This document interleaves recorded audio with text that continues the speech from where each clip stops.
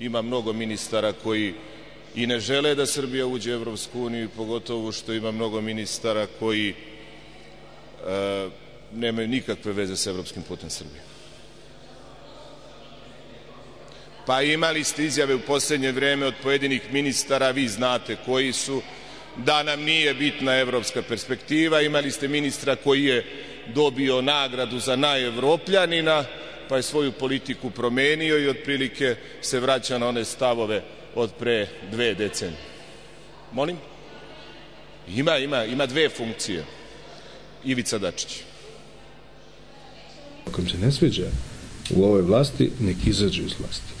Ako pak nastave ovo da rade, izaći će SPS. Ja sam napravio koaliciju sa Borisom Tadićem. Njih nisam video kad je pravljena vlada. Prema tome, nek se njemu obrate ako im nešto nije jasno. Da nije bilo SPS-a, ne bi bilo ove vlade i ne bi bilo kandidature. Ja ne znam da li je to ljudima jasno. Da je SPS podržao Koštunicu i Tomu Nikolića i Šešelja.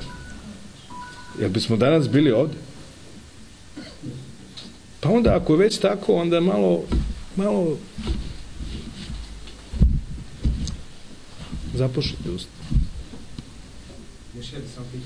Ja nikog nisam terao silom da uđu u koaliciju s SPS-om. Ble, ble, ble. Ble, ble.